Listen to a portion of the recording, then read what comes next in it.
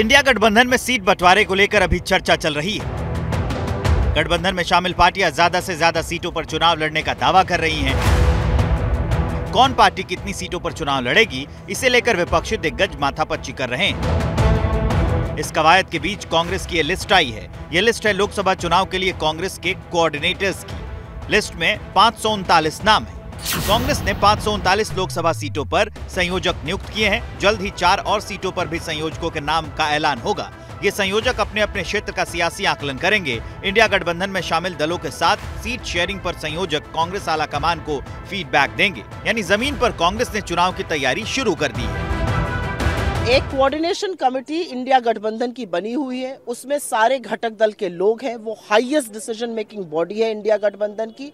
और उसके अलावा भी जो कांग्रेस ने बॉडी बनाई है 5 लोगों की अलायंस पे बात करने के लिए, उसमें हमारे 2 पूर्व मुख्यमंत्री हैं, मुकुल वासनिक जी हैं, सलमान खुर्शीद जी हैं, मोहन प्रकाश जी हैं।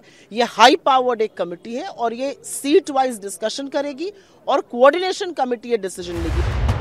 कांग्रेस ने जमीन पर चुनावी तैयारियों को आगे बढ़ाने के लिए लिस्ट तो जारी कर दी, लेकिन 539 सीटों पर संयोजक नियुक्त करने पर सवाल ये भी खड़ा हो गया कि क्या कांग्रेस ज्यादा से ज्यादा सीटों पर चुनाव लड़ना चाहती है? क्या कांग्रेस इंडिया गठबंधन में शामिल दलों के लिए कम सीटें छोड़ना चाहती है? ये सवाल इसलिए भी उठ रहे हैं क्योंकि कांग्रेस अध्यक्ष मल्लिकार्जुन खड़गे खुद कह चुके हैं कि कांग्रेस सभी सीटों पर चुनावी तैयारी में जुटी है। We'll decide, in all 500 constituencies we are working. And already we have finalized 500 our parliament observers. India गठबंधन में सीट बंटवारा पहले दिन से ही विवाद का मुद्दा रहा है। गठबंधन में शामिल क्षेत्रीय पार्टियां कांग्रेस पर सीट शेयरिंग में देरी और मनमानी का आरोप लगाती रही हैं। 539 सीटों पर संयोजक बनाए जाने के बाद कांग्रेस पर फिर सवाल उठने तय है। हालांकि कांग्रेस का दावा है कि सीट शेयरिंग फाइनल होने तक सभी सीटों पर तैयारी की जा रही है। सभी सीटों पर तैयारी इसलिए जरूरी है क्योंकि अभी तय नहीं है कि पार्टी को कौन सी सीट मिलेगी, इसलिए सभी सीटों पर संयोजक बनाए गए हैं। इंडिया में शामिल पार्टियां भी कह रही हैं कि हर पार्टी ऐसा करती है। कोई भी पार्टी अपने आप को मजबूत ही करती है। हर पार्टी में आप इस तरह का प्रयास, और जब जब चुनाव नजदीक आता है तो सब लोग पूरी ताकत लगा देते हैं। हमारी पार्टी भी पूरी मजबूती से चुनाव की तैयारी कर रही है। आप देख रहे होंगे कि माननीय मुख्यमंत्री सहित बाकी तमाम लोग कितना मेहनत कर रहे हैं। अगर हम गठबंधन में भी हैं तो गठबंधन के सहयोगियों को भी तो मदद करनी है।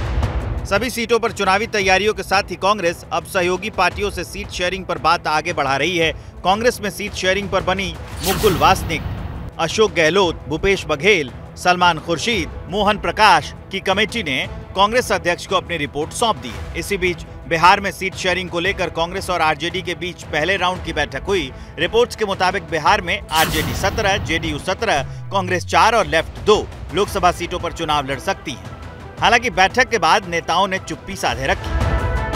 सर क्या हुई बातचीत? सर क्या हुई बातचीत? क्या बहुत बढ़िया, बहुत बढ़िया। कितने सीटों पर सर? कितने सीटों पर सर? कोई नहीं। कितने सीटों पर? क्वालिटी, क्वांटिटी नहीं। सीट शेयरिंग पर इसी कवायद को आगे बढ़ाते हुए आज कांग्रेस और आम आदमी पार्टी के बीच बैठक होनी है। दोपहर 12 बजे कांग्रेस नेता मुकुल वासनिक के घर ये बैठक होगी। बैठक में दिल्ली और पंजाब में सीट बंटवारे पर चर्चा होगी। पंजाब में कांग्रेस के नेता आम आदमी पार्टी के साथ समझौते के खिलाफ है। वहीं दिल्ली में कांग्रेस और आम आदमी पार्टी के बीच सीटों को लेकर तकरार है। हालांकि इस बैठक से पहले ही केजरीवाल ने गुजरात की भरूच सीट से विधायक चैतर बासवा को उम्मीदवार घोषित कर तल्खी बढ़ा दी।